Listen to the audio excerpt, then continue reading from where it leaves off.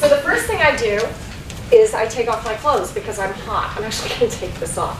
So first thing of this seminar is a strip show. The second part of this seminar is actually the story of how I got the name Peter, because I'm sure all of you are wondering but didn't want to be impolite and ask that question. But don't worry, it has been asked before. So my mom was born in 1939 in Holland, in the Netherlands. When my grandmother was 50, that's just kind of like a little interesting fact. And she was born 3 months before the Nazis invaded the country. And she was named Petronella, which was a Dutch, kind of like a Dutch sort of historic name, Petronella. And the problem is that my grandmother, who named her, didn't like the nickname for Petronella, which was Nellie. But lo and behold, the Nazis came into town, and there was a German carnival song called I Have a Sister Named Peter. The Nazis were a little weird. And so my uncle, who's 20 years older than my mom, nicknamed my mom Peter. Well, she liked it so much that when she emigrated to the United States, she decided to legally shorten her name to Peter. And then she thought it was such a great name, she decided to torture me for the rest of my life with it. So Peter is really my first name. Pamela is my middle name. Pamela is the name of the woman who sponsored my mom when she came to this country. And Rose just happens to be my dad's last name. Now, if you want to see a picture of Pete Rose, and Pete Rose, Pete Rose, yes, the baseball player, Pete Rose, yes, my mom, and Pete Rose, yes, me, you have to Facebook friend me and go on my photos, because we actually got that picture, which is kind of freaking cool. Anyway, so one of the things I start off all of my seminars with is I'm going to tell you a story.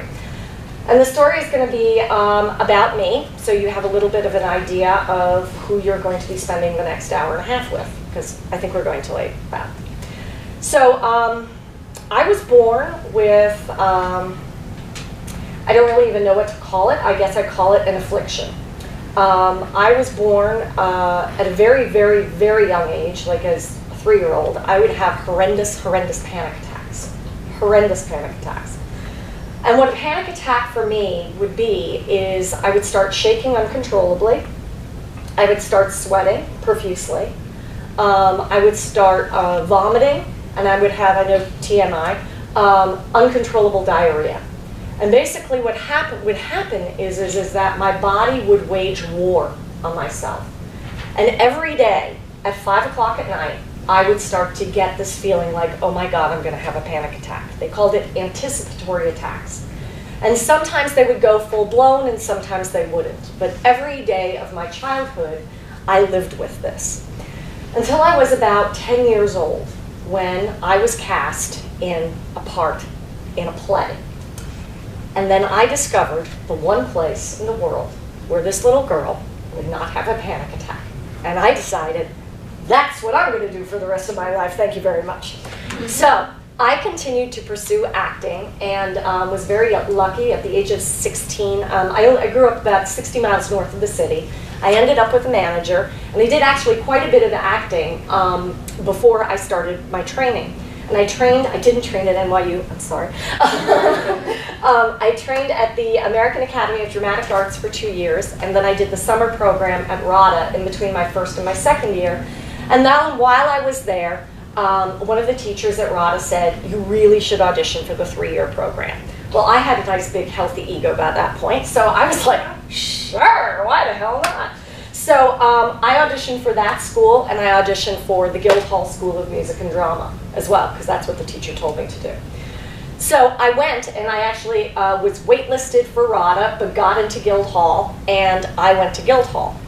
And it was the most extraordinary experience of my life. I was there at the same time. It's a very small community. I was there at the same time as Ewan McGregor, Damian Lewis, Joseph Fiennes, and Dominic West from The Wire. So I was there at like their real like heyday. It was phenomenal. And yes, Joseph Fiennes was absolutely adorable. He took my breath away the second I saw him. I will never forget it. Anyway, moving on. So in my 3rd year at the Guildhall, I was doing a play called An Ideal Husband by Oscar Wilde, and I was playing the role of Mrs. Cheveley. And I'm not necessarily sure if I was like incredibly intimidated by the fact that I was the only American and I had to speak with British accent, which is one of the things they require you to do at Guildhall. They're no longer, all of you who learn standard American, I had to learn standard British. So I was doing this part, and in the middle of one of my performances, I proceeded to have a panic attack in the middle of the performance. And under my long dress, my knees were shaking like this. And I was absolutely terrified. And I walked off that stage and I said to myself, I am never, ever going to get on the stage again. I'm going to finish this program till, this was in January, I'm going to finish this program until June, June, and I'm going to avoid at all costs getting any leads. I am going to, can you imagine? I don't want any lines, I don't want any responsibility. I will do voiceovers, I will do television commercials, I will do film, I will do television where we can redo it again. But this live stuff, forget it, not happening, not gonna go. So anyway, I proceeded to live up to my not getting any, lines and shows. I, played Moth in A Midsummer Night's Dream, yes, peas blossom, that was about all I said. And I was just fine with that. So I graduate from the Guildhall, and I go back and I go to my agent, because I'd done quite a bit of work before I'd left. And my agent, what do they do? What do they send the girl who just finished 3 years of British drama school training? What do they send her out on but theater auditions? So I, go on these theater auditions, and I say to myself, oh my God, one of these days I'm going to book one of these suckers, and it's going to be a real problem. And the fateful day came. I get a call from my agent. I've been getting callback after callback after callback. I get a call from my agent that says, Peter! And I'm like, hey Michael, what's up? And he's like, hey, listen, I just wanted to let you know you just booked Sybil in Private Lives at the Cincinnati Playhouse in the Park. It's going to be directed by Ed Stern, their artistic director. You're going to make $800 a week. You're getting your equity card. Peter, this is so fantastic. This is exactly what we wanted for you. Silence on the phone. Peter, are you there? This is so great. I'm here. Yes, it's fantastic. Peter, you don't sound that excited. And I'm like, no, I'm excited. Because I figured I got to get him off the phone to figure out how the heck am I going to deal with this. So I go into my agent's office and I sign the contract, and I remember it very distinctly because my parents had given me a Mont Blanc pen, which is a very expensive pen, and I vowed I would only sign all of my acting contracts with a Mont Blanc pen from that point on. Made a joke about it, walked out of the office and said, now what are you going to do? You are contractually obligated to play Sybil in Private Lives at the Cincinnati Playhouse in the Park. 46 performances, but who the hell is counting? So I go to Cincinnati, and fantastic. I love the rehearsal process. I had so much fun. The character, I was born to play the role. It was awesome. Great group of actors, great. I mean, the stage there is like for 800 people. It's just amazing. It was just an amazing experience. And it came to the night before our first night of previews.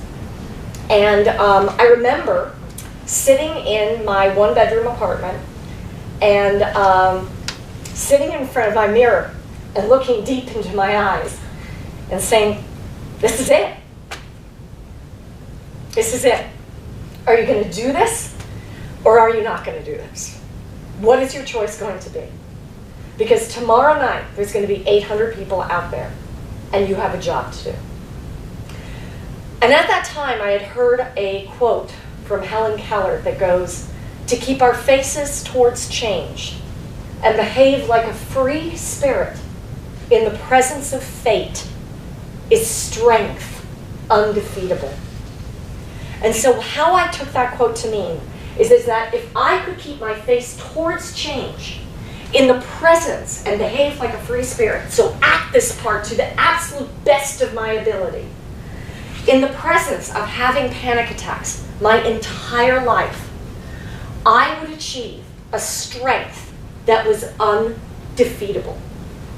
And that's what inspired me. So that first night, I just went out there and went hog wild. And I just did it. And I did all 46 performances, and I felt like $1 million. And so what I just told you is a strength story. It's a strength story. And so the number one thing I encourage you in this workshop to do is to ask yourself, what is my strength story? What is the thing that when the poop hits the fan, okay? We're in a university, so I'm going to keep my language clean. But if you ever come see me at reproductions, you get the X-rated version of this. When the poop hits the fan, what am I going to be able to rely upon? What part inside of me is going to get me through? What part of me? And I think it's so essential for every actor to know what is their strength story, because at some point in their lives, at some point in their career, they're going to feel like they're going up against a wall and it just won't move. And so what are you going to rely upon? So that's the first thing I want you to put in your notes section. Did you get a, no? Oh, you poor thing, you. We don't want you to feel, I'm just going to give it to you. We don't want you to feel left out. What's your name? Justin. Justin, nice to meet you. I'm Peter, if you haven't figured that out by now. I know I didn't have a sex change. You missed the story, so ask somebody else in the room. Okay. So over here, we have, businesses have brand statements. And this is my brand statement. And I'll talk a little bit about branding, which I really don't necessarily, well, we'll say we'll talk about branding in a moment. Anyway, so this brand statement is, using my skills as a certified coach and my extensive experience in the industry, I motivate actors and expose them to the agent and casting director's point of view, empowering them with the courage and opportunity to show their talent with both honesty and confidence. So I'm going to repeat that one more time. I'm going to move to this side so I don't block anybody over there. Using my skills as a certified coach and my extensive experience in the industry, I motivate actors and expose them to the agent and casting directors' point of view, empowering them with the courage and opportunity to show their talent with both honesty and confidence. So one of my favorite slogans is, hey, I am what I am. I misspelled director. What can you do? Anyway, so my question is what are the most important words in this for an actor? And I'm going to circle them with a nice red pen. Yes, you don't have to. Just shout them out. Empowering. Empowering. Honesty. Honesty. Very important when you act. Honesty. Courage. Hell yeah. What? Confidence. Motivate. On the left. Thank you. Motivate. What else? Skills. Well, that's why you all went to NYU. Okay. Where's that? Skills, yes. It's pretty funny I wrote it, but I don't know where it's located. What else? Confidence. What else? Opportunity. Okay, who said opportunity? Okay, it. gold stars. Stephanie and? Brenda. Brenda, that's right. Okay, so that's what we're going to talk about. Anything else? Talent. Talent. Yeah, that's kind of key. What else? Experience. Experience, good. Expose. Expose. That's the X-rated version where I make lots of jokes, but I won't do that here. Okay, what else? Point of view. Yes, point of view, which we will be talking about with opportunity. What else? Industry. Industry. Come on, actors, there's 2 words here that I'm waiting for you to find. Agent. Thank you! And what else? Casting director. You all did very well on your SATs, I can tell. Okay, so yes, that's it. These words, this point of view is what we're going to be talking about, and opportunity is what we're going to be talking about. So now I'm going to switch this little puppy over. Because I worked so hard, Melissa and I worked so hard to keep this board clean. So we're going to talk about opportunity and point of view. So this is the fact of the matter, which is kind of irritating. There's 100% of actors, okay? 90% of them are doing one thing, and 10% of them are doing another. So, and this is one of the things, if you read my bio on that first page, I know probably 85% of all the agents and casting directors in New York personally, and I talk with them a lot. And I ask them questions. And one of the things I came up with was the 90-10 principle. The 90-10 principle.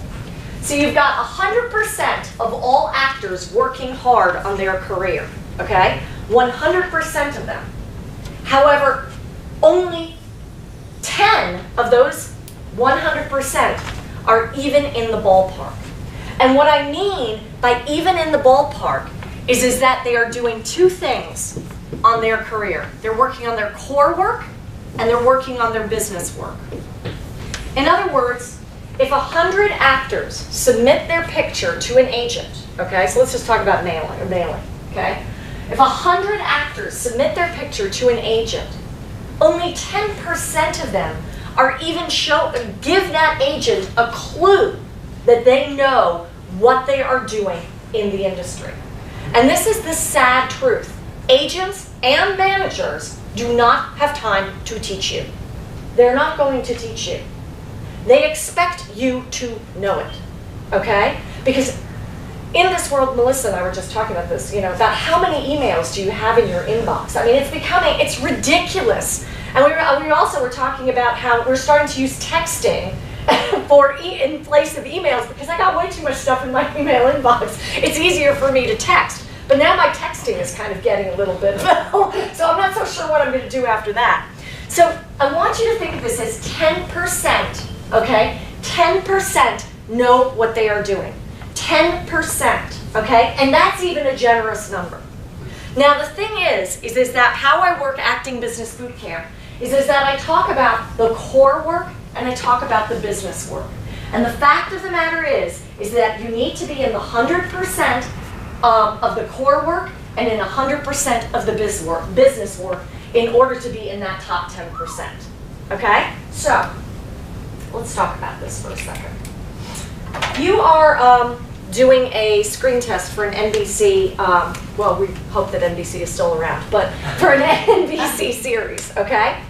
And the fact of the matter is that before you go in for your screen test for NBC, you are going to sign what is called a deal memo, which is your contract, which is basically the network's way of making sure that if they decide they want you, you can't get out of it, okay? No matter how scared you might be, like me. So that's what you do. So you sign a piece of paper that says you're going to make whatever, $10,000, $15,000 an episode, and how much it's going to go up over the next 5 years, and you are seeing and signing that right before you go in. And so are 5 other or 10 other actors. Generally, it's about 5 people per role. And so the question is that do you have the stuff? This is the core work. We're talking a lot about the core work today. Do you have the stuff to go in, sides memorized? Everyone know what sides are? That's the part of the script that you use when you audition. Sides memorized, because by the time you get to a screen test, and actually for every single audition, you should pretty much have everything memorized. But definitely by the time you go in for a screen test, you're going in like this. Hopefully in something a little more attractive, okay? You're going in like this with nothing. And you need to read with Luke, the very bored reader who's going to give you absolutely nothing. You will. Right, thank you. Absolutely nothing. And he's going to, and you are going to need to act your guts out, knowing that you just signed something. So that, when I talk about the core work, I'm talking about the bravery that it takes to put you into that position. I talk about actors who work and actors who don't. And the actors who work are all in the 10%. But that percentage keeps getting smaller and smaller and smaller. So I'm going to give you another example. Everyone know Flo in the Progressive commercials? Yes. Okay. Luke, I'm going to sexually harass you. Is that okay with you? That's fine. Okay, because we're taping this, so I have that on. It's okay. Oh, yeah? Okay. So, Luke is up to play Flo's best friend in the Progressive commercials. Okay? Flo's best friend in the Progressive commercials. From now until the end of time, okay? This is a fantastic job. He's going to be in every single commercial you see for Progressive, okay? So, you get a call from your agent. Luke, hi, it's your agent. You have an audition tomorrow at Don K's Casting, where I met my husband, incidentally, so I'm giving him a little plug. Don K's Casting. And you're going to be auditioning for Flo's new best friend. And you're like, great, okay. Oh, just so you know, Luke, they're auditioning in New York, Los Angeles, and Chicago. And you're like, okay, fine. So you go in, and the fire is over here. The heat is over here. And you go into the audition, you're like, hi, I'm Luke, yada, yada, yada. You do your thing. And 2 days later, you get a call from your agent. All right. Your agent says, hey, Luke, you got to go back to Don K's Casting where Pamela Rose met her husband. And you need to, they want to see you again for the Progressive ad. And you're like, fantastic. And you get there, and it's not a callback, it's an all-back, as we like to say in the industry, which means they call back a lot of people. So all of a sudden, the fire's over here, right? Because you got the callback, okay? And then lo and behold, you get another, 2 days later, you get another call from your agent. And your agent says, Luke, they're down to the final 20 in New York, Los Angeles, and Chicago, and you're the final 20. And this is going to be your third callback. You're going back to Don K's Casting. Congratulations, go break a leg. And you're like thrilled. But all of a sudden, fire is over here. And then lo and behold, Luke, does his thing. And a couple days later, he gets a telephone call from his agent. And he says, Luke, you are the #1 choice in New York. So excited. #1 choice in New York, and they have a #1 choice from Chicago, and they have a #1 choice from Los Angeles. They're flying them in, and it's you and the 2 other guys. And you know where the fire is now? Fire's right up here. This is where the fire is. Okay? I do have an undershirt, so it's not too bad. This is where the fire is. Okay? Because now it isn't about look. It isn't about type. It's not even about talent. It's about who doesn't blink. That's what it's about. It's about who doesn't blink. It's about who can go into that room and do what they've been doing for the 3 auditions beforehand and not blink. That's what it's about.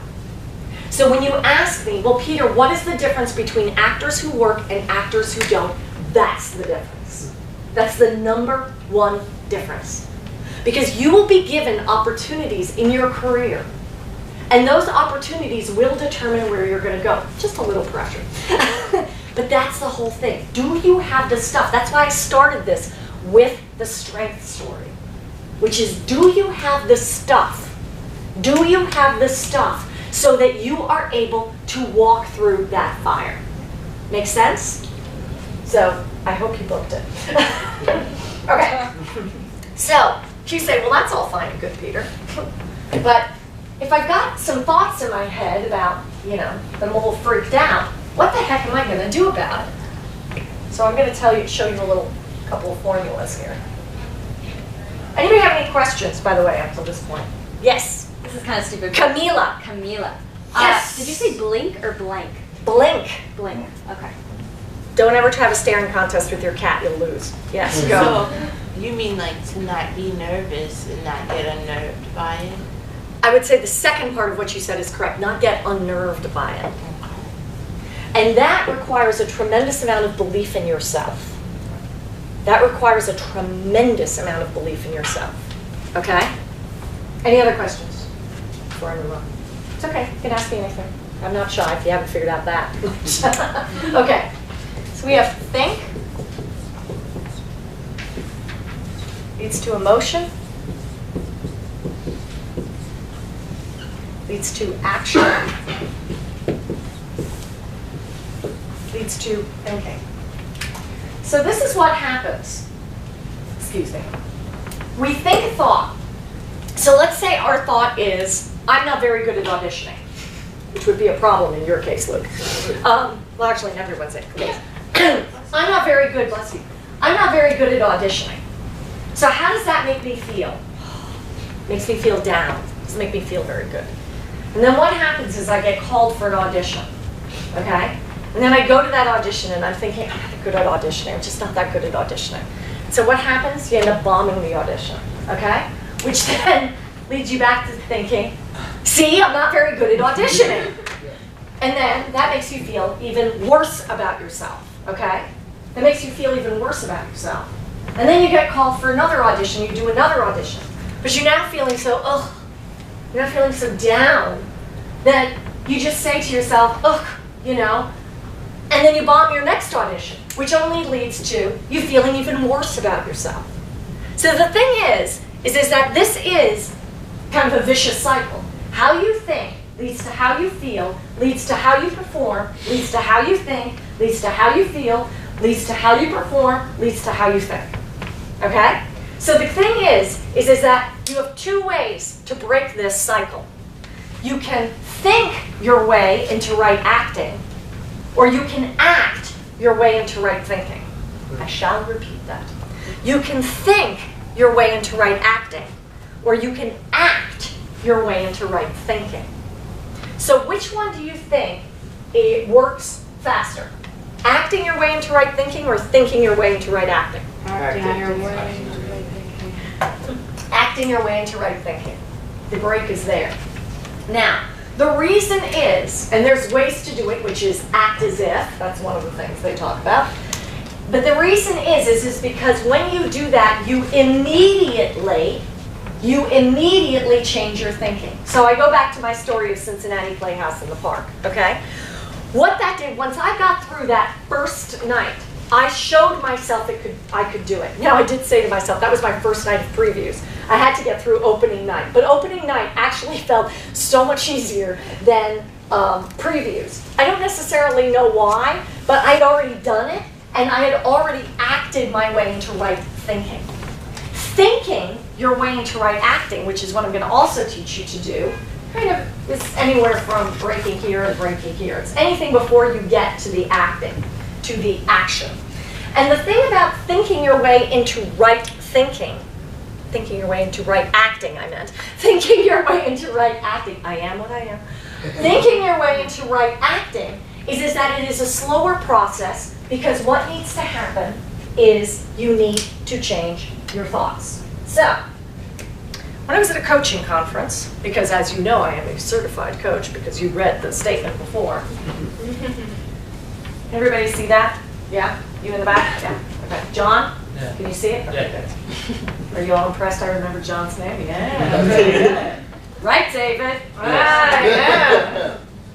So I went to a coaching conference in Orlando, Florida, of all places, and didn't go to Disney World. And I learned from a neurologist, a neuroscience, this kind of very basic way of explaining this. This is a brain cell, and this is a brain cell, okay? And this is brain cell A, and this is brain cell B. And this is a synapse. And that is how brain cell A communicates to brain cell B. Now, this message that brain cell A is communicating to brain cell B is, I am not enough. I am not enough. I'm not good enough, I'm not smart enough, I'm not pretty enough, I'm not thin enough, I'm not fat enough, I'm not this enough, I'm not that enough. Okay? Or I am not good enough. Okay? I'm sure that is a thought that's never crossed any of your minds before. So the thing is that in order for me to change that permanently, what I need to do is I need to grow another synapse. Actually, physically grow. So this is when I say to men, this is the closest you're going to get to being pregnant, okay? Because you are going to grow something inside of you, okay? So you're going to need to grow the synapse that says, I am enough, or I am good enough. It doesn't really matter. Whatever the positive one is. And what happens is that you need to keep thinking. You need to keep thinking that thought in order to grow it. Because it's just like a muscle, okay? And as you travel this, you get stronger and stronger and stronger and stronger. And then this synapse begins to atrophy. So I have a question. Anybody here break a bone in their body? Charles, what did you break? My right thumb, like metacarpal. Okay. And you had a cast? Yeah. Okay. So when you took off the cast, what did that hand look like? I mean, it looked pretty normal. It did? Okay, never mind. Anyone else break a bone in their body? Yes. Yeah, I broke one of the bones in my foot. Okay, and so when they took the cast off, what did it look like? I guess it. Okay, the right answer for this exercise is it was really small. Yeah, it was. Yeah, was it?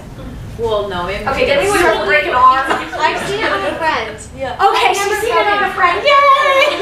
Okay. I've never broken anything, but my friend broke her like femur or something. Holy cow! Yeah, it was really bad. She was in like a full cast. Right. And they took it off. She was in the wheelchair, and this leg was like a half the size. Okay, that was the example I was looking for. No offense, Chris and Charles, but that's what it is. It's tiny. And then she had to go through the painful process of building the strength up. But in this case, what we want is we don't want to build that strength up again. We just want this sucker to die. We want this to go away. Because the fact of the matter is, the industry is so difficult. We need to have all of our faculties, all of ourselves working for ourselves, not against ourselves. Working for ourselves, not against ourselves. In my corporate coaching, I call myself a chiropractor for the mind. And the reason why I call myself a chiropractor for the mind is that people go to chiropractors because, you know, their back is kind of out of whack and they need something adjusted. So when you go to a chiropractor, they literally pop your vertebrae into place. So what I do is that I pop your thoughts into place to get your mind to work for you instead of against you. Because when you're thinking this, you've got this going on, you're working against yourself. Especially in the case of an actor, because it's not like you're selling these cups. You are selling your instrument. This is separate from me. This is me. That's why this is so essential for the actor. So what we want to do is we want to get this stronger and that weaker. So when I was first introduced to this work, 18 years ago, which is probably the age of some of you, which is just really frightening to begin with, I remember waking up in the morning and my first thought being, oh God, another day of changing my thoughts. Because I was going up against my own stinking thinking. So, how did I do that? I see why I needed that whiteboard, right? Yeah. So how did I do that? It's a process, and it's a process which in the beginning you're going to feel like you are going through probably 500 times a day.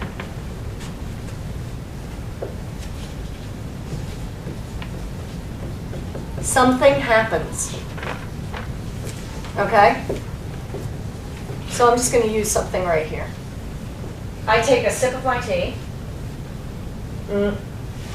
Except instead of me actually getting it in my mouth, it pours all out in front of me on my shirt. I don't really want to do it because when I go back outside, it's going to be freezing. So just use your imagination, your actors. So something happens, and the first thing I think is, oh, God, I'm such an idiot. You just made such a fool of yourself in front of all of these people. So what did I just do? I reacted. React. Okay? Now, here's another way. Something happens.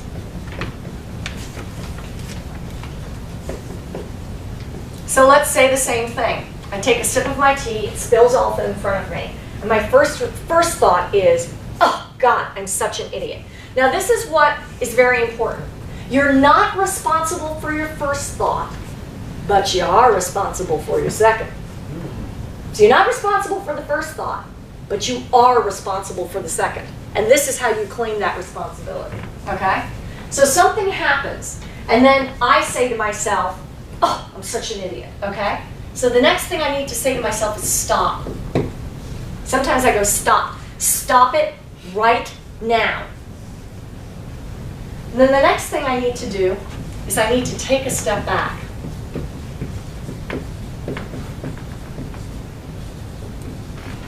So I want all of you to put your nice clean hand right on your face. Literally, on your face. Now, if you'll notice, you can't see your hand very well because it's right on your face. But now what I want you to do is I want you to remove it a foot away from your face. Okay? And now you are in a place to observe. Right? You can notice, oh, I have ink on my hand. Oh, my ring is getting a little dirty. Oh, whatever. Oh, my hands look very clammy. You're in a place where you are able to observe. When you're here, you can't observe. When you are here, you can. Okay? So then, you are able to ask yourself the question, is this healthy for me?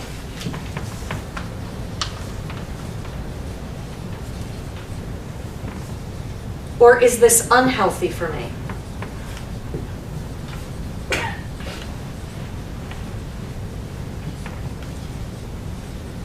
Okay? And then you can respond. Okay? You can respond. Now, a response is a reaction with a pause and a thought behind it. A response is a reaction with a pause and a thought behind it. Do you know who said that? Me! I made it up. So that is how you start to make, I gotta go back to my diagram, this gets stronger. Is as you need to go through that process. And yes, you will go through it 500 freaking times in a day. Why? Because you need to build this up. And you need for this to atrophy. And every time you go back to this, you only make it stronger. And again, you want to have your thinking to work for you instead of against you. So that when you meet that agent, when you audition for that Broadway show, when you do that screen test, when you meet that reporter, when you accept your Academy Award, you have this going for you. Questions? Yes. Wait. Sylvie. Yes! So this is sort of something I was thinking about the whole time you were talking about Okay. it. It's sort of like an example, but I just want to make sure it's this kind of thing. Yeah.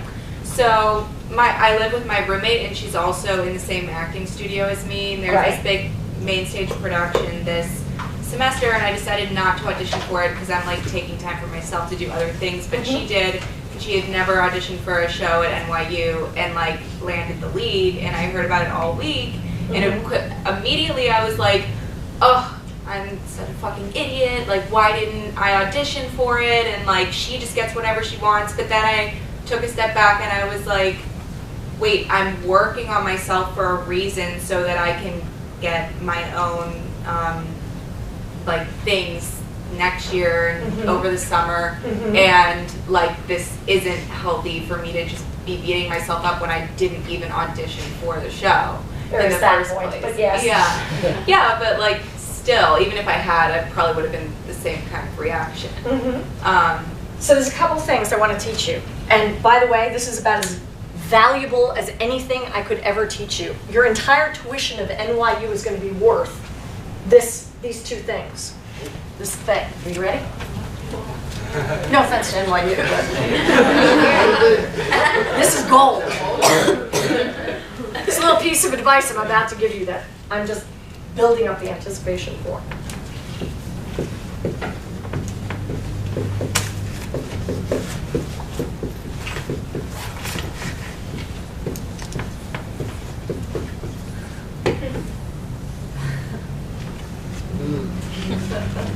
Compare and despair. You start comparing yourself to other actors, to other people, all you're going to end up doing is despairing.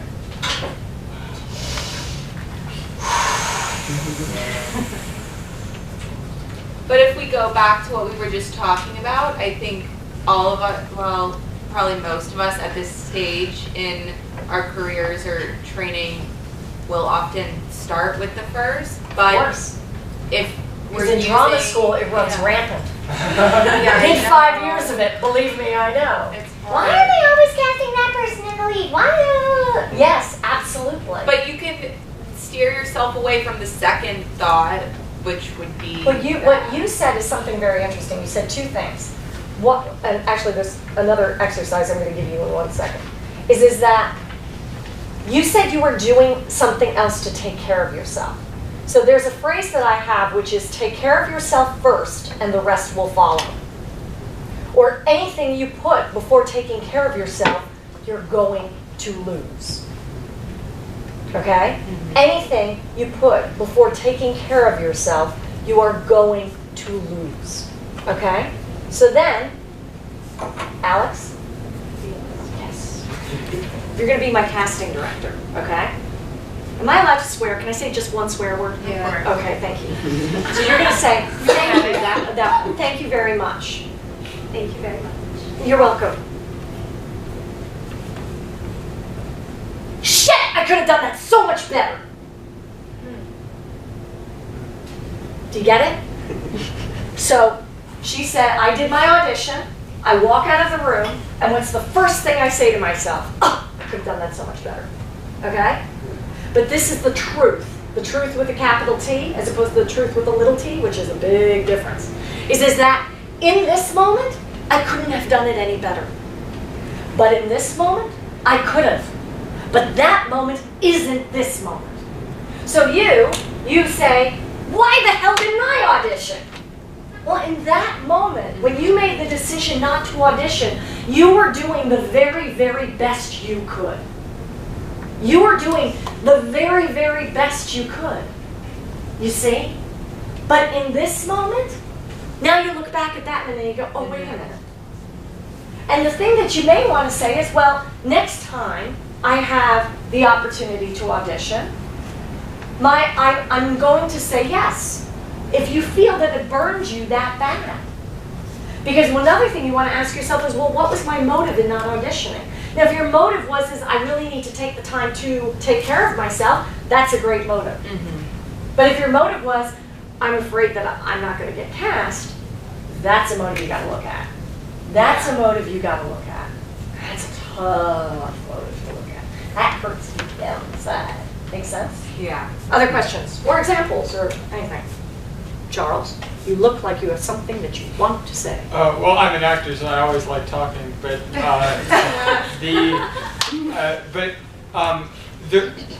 sometimes it is because you say step back and observe. You also say like believe in yourself and stuff. Mm-hmm. What if there's maybe a mistake that you're making in your acting, or maybe a bad habit that you have mm-hmm. that is holding you back, and so how do you sort of step back and observe? How do you step back and sort of self-criticize and say, you know what, you need to work on this? Mm-hmm. I guess I'm saying is, how do you be self-confident without letting that self-confidence be blinding in some right. way? So the thing is that you need to be, and you can write down this phrase, rigorously honest with yourself. Because you need to think of it, is it the thought of my ego, or is it the truth thought? So when you do a scene in front of a professor, whoever, acting teacher, whatever, or a director, and they give you a criticism, they say, Charles, I don't know, give me an example, something to work on. You need to listen more. Okay, you need to work on your listening. Charles needs to then say to himself, do I feel that that's what's true? And again, I say true with a capital T. Or is it my ego not wanting to go through the process of learning? One of the biggest mistakes actors make is that they forget to be teachable. I do. They forget to be teachable. We need to remain teachable, which is very humbling thing to do, okay? So then Charles looks at it and he says, you know what? I can see where this could be true. And then the question is then you got to go back to your strength story, and you got to find that depth within yourself to go, okay, when I'm acting, that is a goal for me. So when I'm doing my scene, actually this time when I rehearse, my entire focus will not be on actions, objectives, and all that. My entire focus is going to be, Luke, on my scene partner, Luke, and what he's saying, and listening to him. So you know why I am able to learn everybody's names? Because I listen. Because I listen, because I care, because I want to get your name. So people go crazy when I do this sometimes, because I once did it in a room of 50 people and got 45 names right after only meeting them once, and they were like, how the hell do you do that? And I go, I listen, you know?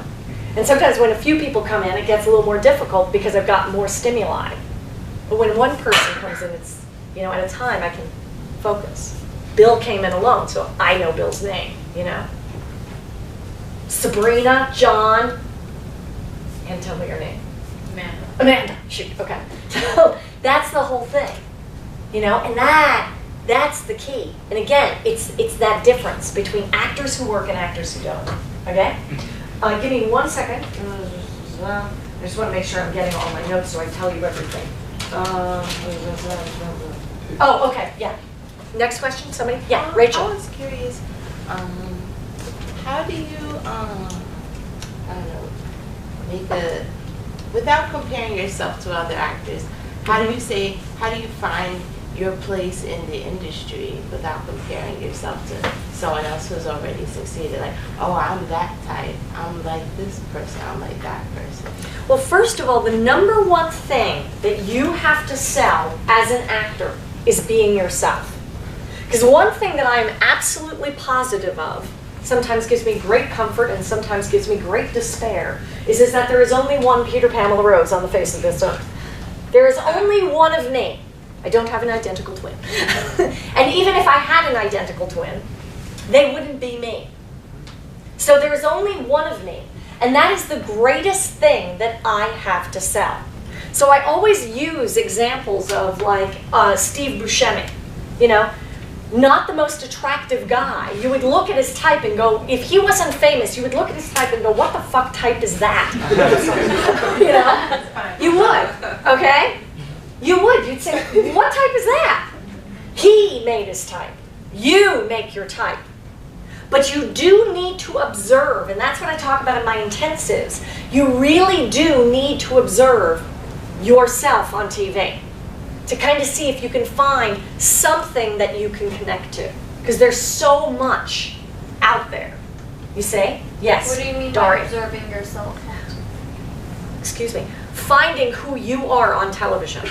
What are the, excuse me, what are the types that you can play on television? What are the characters? And I go through, in the intensives, what I do is, when I have a weekend with you, I go through that in great detail of exactly what needs to be done. Because that's what's so important. So you have an idea. Because that, oh shoot, I erased it. But that, remember I talked about the core work and I talked about the biz work? That's the biz work, okay? Other questions?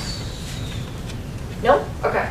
So, have all of you been, oh, you auditioned for NYU, right? So you've all been on an audition, right? One audition in your life? No? Okay. Well, imagine you have. You're in an audition room, and for those of you who have been in, have you ever given the job away to another actor? Yeah.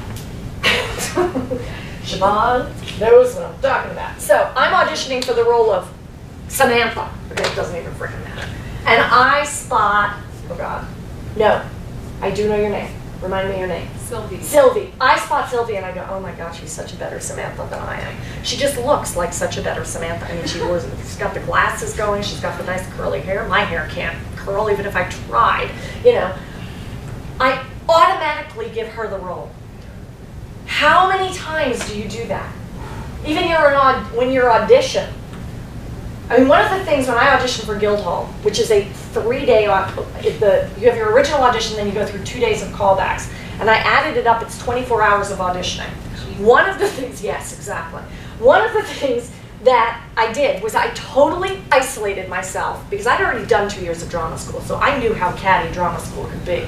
So I isolated myself from everybody else, and all I did, and this is a great, by the way, great slogan, I kept the focus on myself. I did not look at any other actor. I was there for me and me only. I was focused on my auditions, my pieces, my song, my movement class, and they told me to be a crisp, and I was like, what the hell is a crisp? And then they said, for the Americans, that's a potato chip. I was like, because you could tell who was American in the room because we're running around doing all these things, and all of a sudden they say, be a crisp, and the Americans go, that dodgy. That was the other word that I thought, what the heck are they talking about, dodgy? I mean, the Dodgers, but what's dodgy, you know? Anyway. So that's, that's the whole thing, okay? Questions before I move on? No? Okay. So why, are you sure? What's dodgy? Yeah. What is dodgy? Dodgy, God, and I still don't even know the, I still don't even know really what it means. Because it's really sketchy or It's kind of sketchy, but anything could be dodgy. Like your food could be dodgy. But then again, they also call your food beautiful. And I never understood how a pizza could be beautiful, but they would taste it and they would say, oh, God, this is so beautiful. I'd be like, how is the pizza beautiful? And and then they would remind me that my language came from their language, and who was I to talk that?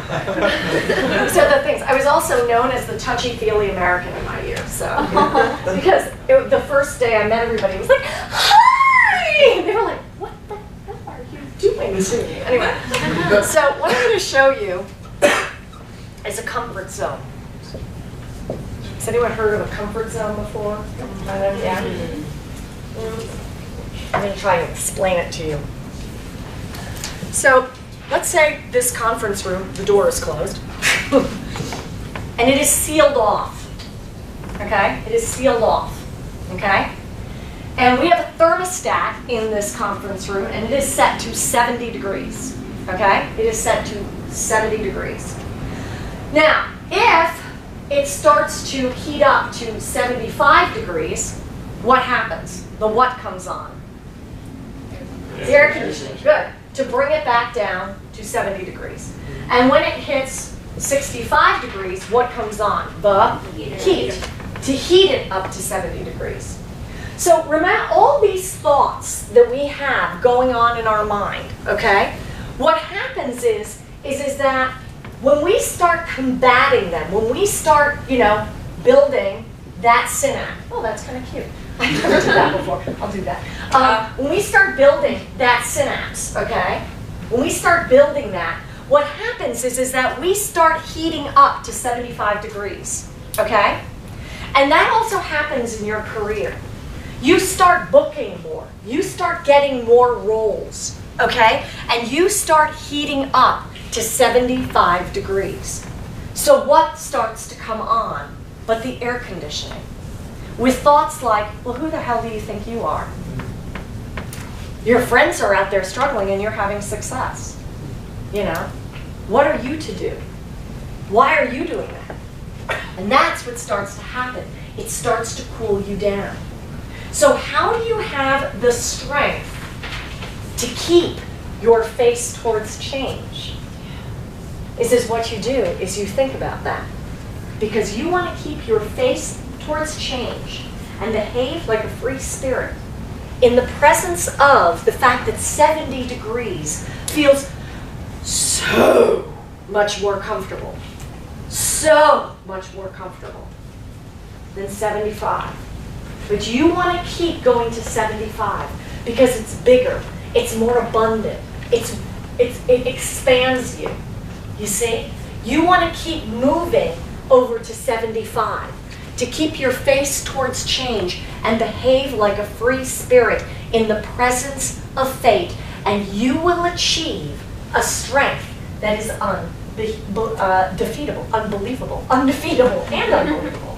And one of the things I talk about is, lottery winners. When I was talking about winning Powerball, is one of the things that people who are poor who win the lottery get rid of the money very quickly. They spend it all like crazy, and then they don't have any more money. And they've studied this, and they're like, why is it? Because they went up to like 1,000 degrees. They couldn't take it. They had to get rid of it. They didn't want to keep it. They didn't want to invest it. They didn't want to be smart with it. Because that it was just way too hot in the kitchen. It was just way too hot. So I did a seminar like this over in Los Angeles. And there was a girl who had done a bunch of day play roles on, soap operas. And which is, you go in for the day, you get a full day player rate. And then what happens is that you do day play rate, but you're only there for one day. But you have a good scene, you probably have a scene with the lead, and it's nice tape, and it's all great. And then all of a sudden, she got a call from her agent for a recurring role that was possibly going to go to series regular. Now, she'd been booking, she'd been on Days of Our Lives, she'd been on General Hospital, she'd been doing all these day players, and she got a role for The Young and the Restless. I actually wrote down the name of it. So, The Young and the Restless. And it was to be a romantic love interest of one of the guys on the show. So she'd never seen the show before, so she starts watching it. And immediately, so the guy comes on the screen, and she goes, "Oh my God, he looks just like my brother." What a way to psych yourself out, right? I'm going to have to kiss. He looks just like my brother. I can't kiss him. This is kissing. No, I can't do that. She bombed the audition. And here's a woman, that's exactly what she was lined up to do. And when she took this seminar, she realized, oh my God, that's what I did. She said, I totally bombed it. And I bombed it because I looked for something that would keep me here and not put me here. You see, the recurring role was here. Okay? The recurring role was here. But the day player was here. And she was comfortable with the day player, but not comfortable with the reoccurring. You see? And the thing is that the skills of an actor, you're learning that at NYU, or you've learned that at NYU. But this is the business. And the business is different than the training. And I always thought, I haven't said this in a long time, I always thought that my greatest asset as an actress was that I was so emotionally available. They wanted someone to cry on cue, they called me. My demo reel was one crying scene after another. Anyway, and my first role in a feature film. Has anyone ever seen Funny Bones with Oliver Platt? It's an old film. Oliver Platt and Jerry Lewis. Well, I play Oliver Platt's hysterically crying girlfriend. And they, in a very skimpy dress, I might add, and full body makeup. It was crazy because they had to make me look like I was a tan girl from Las Vegas. And as you can see, I don't go in the sun. Anyway, I totally forgot, where was I going just now? Crying. So I was this, and so my biggest cross to bear was that I was this incredibly emotionally available actress. But then when I wouldn't get a call back, I would cry hysterically and be so beaten down. And that's where you got to find the difference. Because the actors who were able to manage that were able to go on to have the thick skin in the business, but the thin skin on the stage or the screen. That's the trick. That's the trick.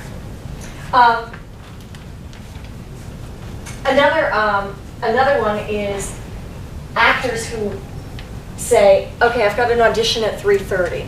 I've got that audition at 3:30. And then they're at home and they're getting ready for their audition, and all of a sudden they look at the clock and it's 3:30. Because what they did was they told themselves that that was the time they had to leave, not the time of the audition. It's another way you sabotage yourself.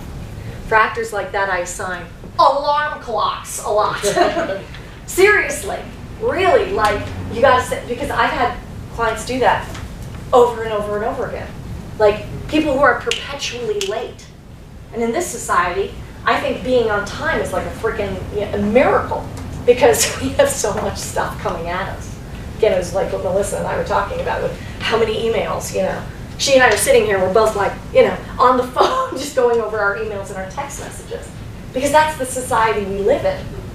But that's also, because we have time, I can talk about this for a second.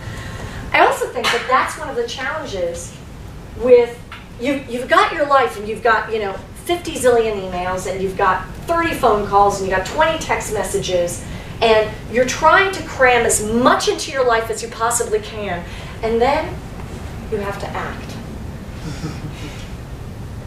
And when you act, the best acting, there was, God rest his soul, best director out there was a man named Vasily Skorik, who I met at the Guildhall. And he was a Russian from the Moscow Art Theater. He was a direct.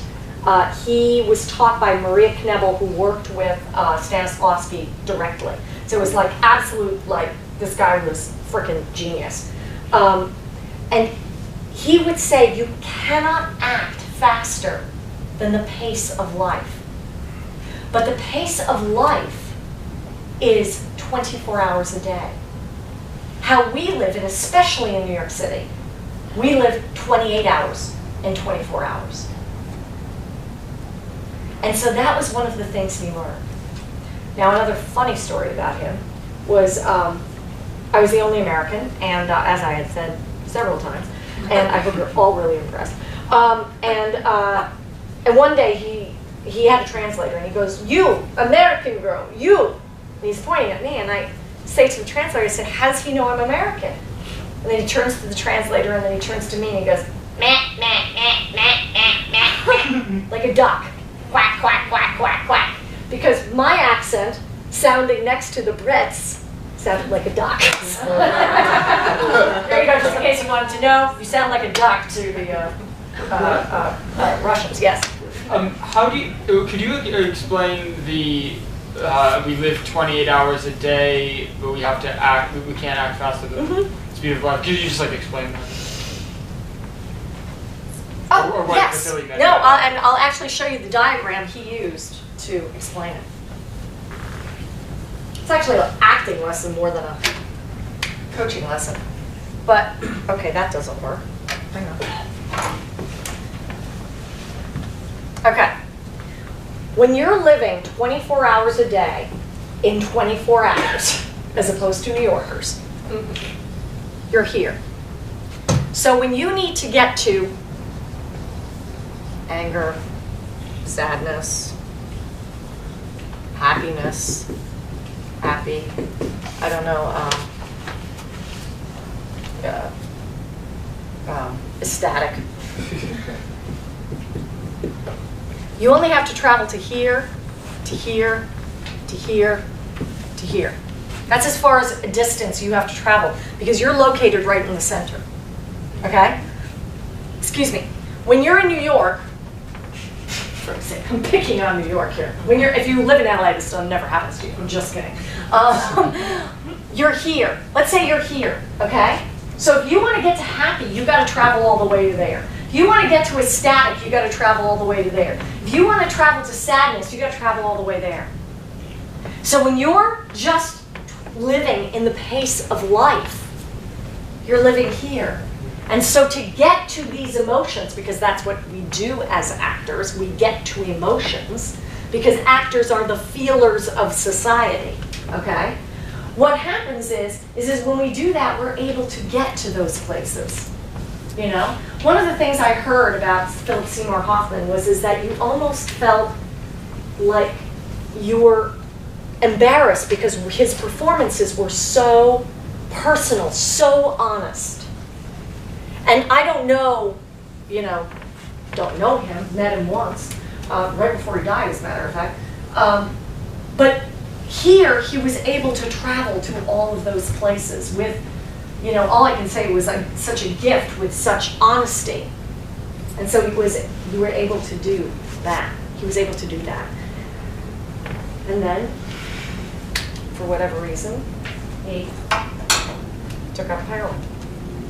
Picked up again, So the thing is that I think it's that from living in that 28-hour a day to that 24-hour a day is another challenge that working actors really have, because they've got to get all this done, but then they got to live in this world. Does that make sense? If you're like studying for papers, I can only imagine because I was at NYU. I think I told this to Melissa. I was at NYU for a brief 2 weeks before I left. Don't ask, it's a long story. But and I was given all this work, but my problem was is that I was a reoccurring on all my children at the time, and I had to, I thought I was going to become a doctor and an actress at the same time. I was very disillusioned. And so I hear when they were giving me Herodotus, and I was like, but I have a script to learn for tomorrow.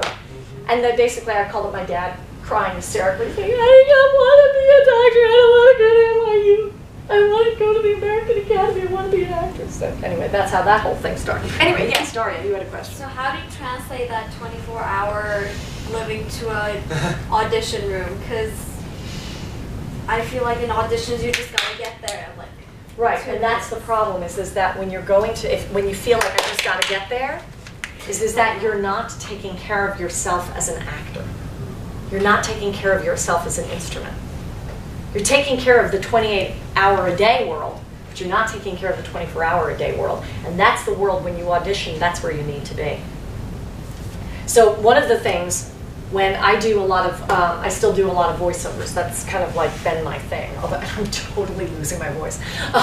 When I do voiceovers, I don't like to get to the audition at my appointment time. I like to get there early because I want to take off my coat, you know. If it's winter, I want to blow my nose. I want to, you know, sit down. I want to look at what I have to say, even if it's just a few words. I want to be, because I need to get back I need to get to this, because this is where I'm creative. This is where I'm able to do good stuff. When I'm in this, all I'm able to do is answer emails and get text messages out and catch the train and push the doors open on the subway. That's what I'm able to do. And it's two different places of your brain. Does that make sense? Yes, Stephanie. how do you balance both of those things? Because I feel like in the business world you have to be 28 hours. Like 24 hours is not enough. But in your acting, Practice. And I think the best actors, because ultimately what you have to, you know, I talk about it's the difference of working out or working out. So are you going to do it or are you going to do it? And so you need to make that decision. It literally is you have to make a decision. I'm now going to do this. And I'm going to turn off my phone. And I'm going to turn off everything. And I'm just going to be. By the way, this works in life as well. If you haven't picked that up. Yes, Camila. So you're not saying we shouldn't operate at 20-hour-a-day mode, but that we should... 24 hour. 24 or 28. Right, but I'm saying so that we should be able to switch when we need to.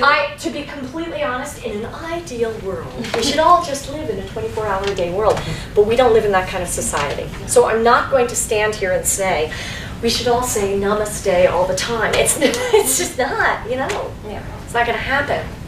But what a skill, actor who work, actor who don't, bad English, but you get what I mean, is that ability to be able to do that. You know, I've been doing a lot of writing lately, and that writing requires me to be over here. But when I'm answering my email, I'm over here. I'm trying to get out as much as I possibly can. Which my husband has told me, he says, you do know that when you send an email out, another one will come back in. Did you realize that? I'm like, yes, it's the boomerang effect. You're never going to be done with your emails. So you're always going to be on that, you're going to be the hamster on the treadmill, you know? I think that's what they do. You know? So, but you do need to have that ability to switch. So when I write, okay, because I'm a writer, when I write, I've got to get into here.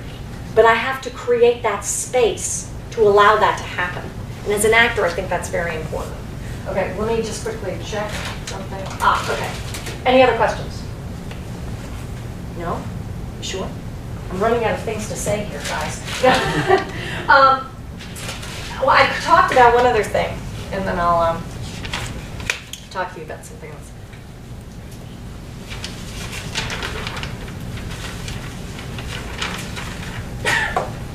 Okay. So, you know, I was talking about the two truths. Yeah, I said, you know, that truth with a capital T. So I want to kind of define that for you. There's truth with a little t, and truth. Truth with a big T, I can read, and truth with a little t. Truth with a big T is universal truth.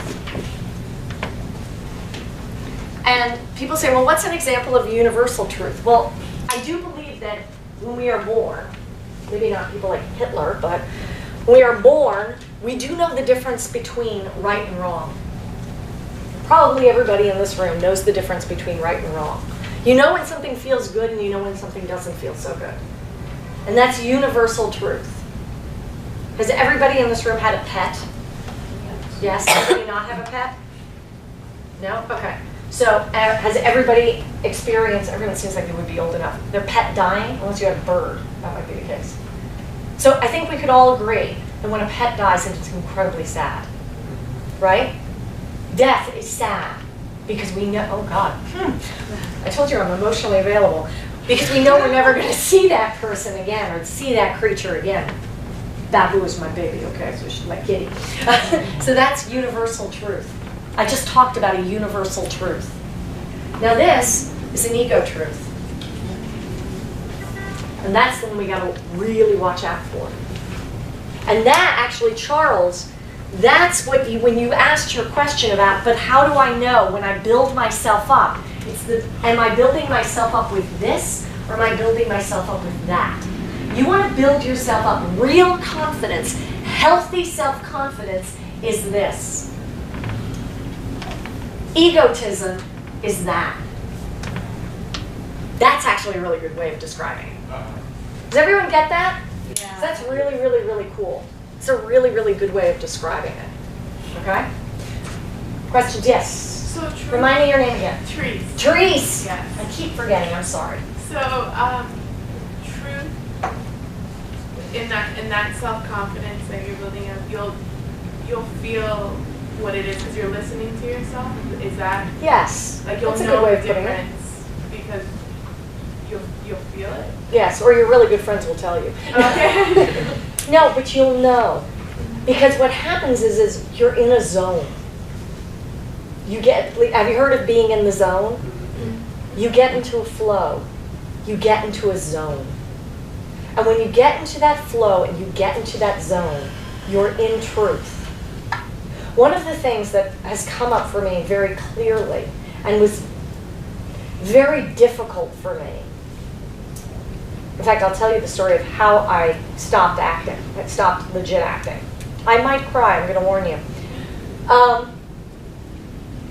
Is that I started to coach. And when I coached, I felt like I was in the zone. When I was in the business, I felt like I was fighting. And so what happened was that I had just done a lead at the Humana Festival at the Actors Theater of Louisville, and and then I had booked a reoccurring role playing B.B. Newirth's assistant on a Dick Wolf, Wolf is creator of Law and Order. Okay. Dick Wolf series called Deadline, and it only ran for one season, starring Oliver Platt, which was kind of funny because I'd already worked with him, B.B. Newirth, Hope Davis, Lily Taylor, Tom Conti, and Oliver Platt. And all my scenes were with all of them. So it was like freaking like the bomb. Oh, did they say Hope Davis? Hope Davis. Freaking amazing. And I did 5 episodes out of their 13 episodes. And I was also always over at CBS because CBS was a huge fan of mine. And pilot season, I was like going crazy because I was having so many scripts. And my agent called me one night and said, it was 6 o'clock at night, and he said, Peter, Dick Wolf specifically requested you for this role because I'd just done Deadline. Specifically requested you for this role on Law and Order. It's a guest star. It's 5 scenes. I'm faxing to give you an idea of how long ago this was. I'm faxing you over the sides. You have an audition tomorrow at 10 a.m. over at Chelsea Piers. I live on the Upper East Side. And my first reaction was, oh, God.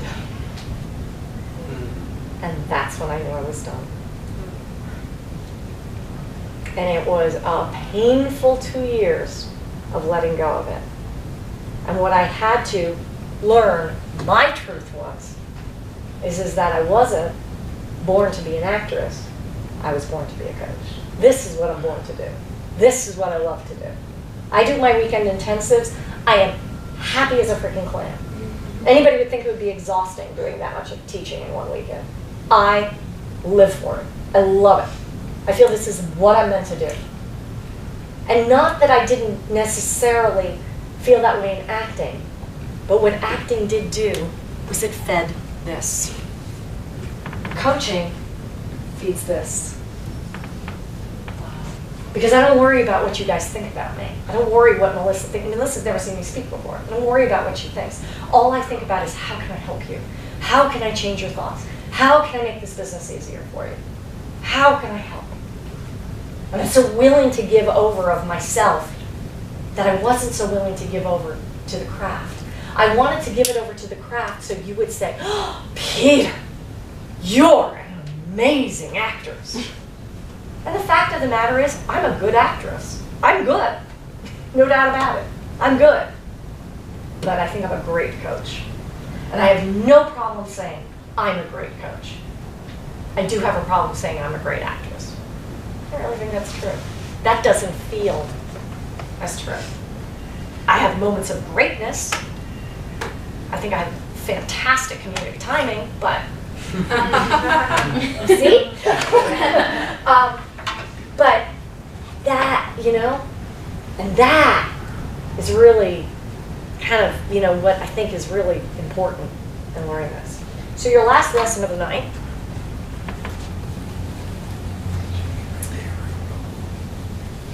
is, hang on. What is the lowest form of energy?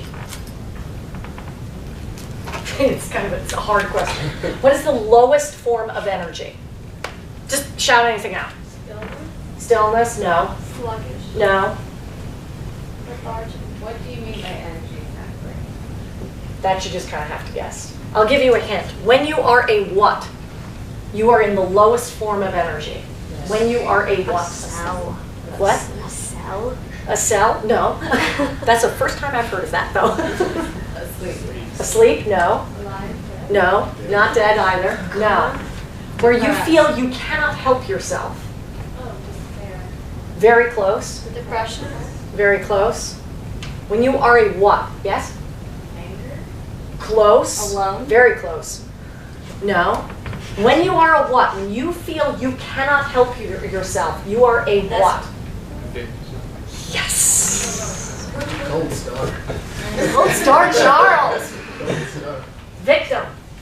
That is the lowest form of energy because you feel in a place of helplessness. Okay? What's the second lowest form of energy? Somebody actually already said it. Depression. No? Anger. Very good. Anger. And these are catabolic energies. Catabolic energies. They feed in on themselves. Like, remember when I said at the very beginning, the panic attacks waged war on my body. I felt like that's what it does. It eats you. Okay? Almost like alive. Okay? Now, the reason why anger is stronger than victim is because anger can be used as a match to get you into the where catabolic energy heads into anabolic energy, which is energy that is healing and growing. Energy that is healing and growing. So what is the energy form of that? Motivation. Very close. When you take what? Initiative. Very close.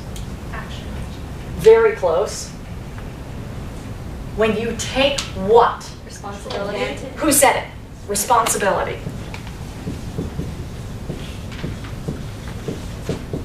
And this is the number one word that I want to kind of leave you all with. How do I take responsibility for myself as a human being, as a man or a woman? How do I take responsibility for myself as an actor? i.e. not showing up right when the audition is supposed to happen. Daria. When you take responsibility, when you take responsibility, and you need to take responsibility to get 100% in that 10% in your business work and in your core work. Okay? 100% in the 10%. Does that make sense? Okay. Final questions. Yes, Camila. This is unrelated to that. That's okay. But more about the whole typing thing. Mm-hmm. I often feel that, for example, there are a lot of, let's say, Tennessee Williams plays with a bunch of Southern characters, and I look at myself and I'm like, I don't look Southern. I don't look like the kind of person that would play that role. Right. Is it or is it not worth it to go to that audition?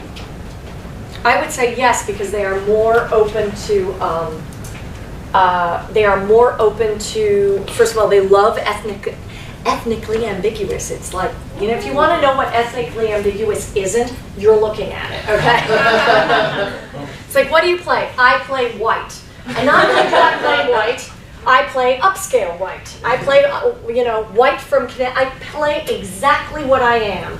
I lived in Westchester, I went to private preparatory school in Connecticut, and I was trained in Europe. I mean, what more do you need to know? That's what I play, you know? It's just like, so when they say we're looking for someone who's ethnically ambiguous, I'm like, okay, I'll skip out on this one. So what I would say is they're looking for ethnically ambiguous, and there's so much less of the casting. When I started out in the 80s, oh God. When I started out in the 80s, which is probably when most of you were born, or is it you born in the 90s? Oh my God, that's so terrifying. Okay, in the 80s, it was all about, white and blonde, white and blonde. That is so not the case anymore. It is so homogenizing, and it's only moving towards that way. And so what I would say is, yeah, go. Because again, don't make it about what you look like. Make it about how you do the job. Make it about how you do the job. Okay? One more question, yeah. Stephanie? Melissa. Melissa! The greatest name in the room, I forgot. How could I forget? Yes. So what if you feel you have like a lot of this stuff finally like going for you, got the synapse happening, but you're not getting the opportunities. You're pushing for it and you're kind of just probably because you might be in the 100% in the core work, but you're not in 100% of the business work. Thank you. Thank you so much. You were an amazing, amazing group.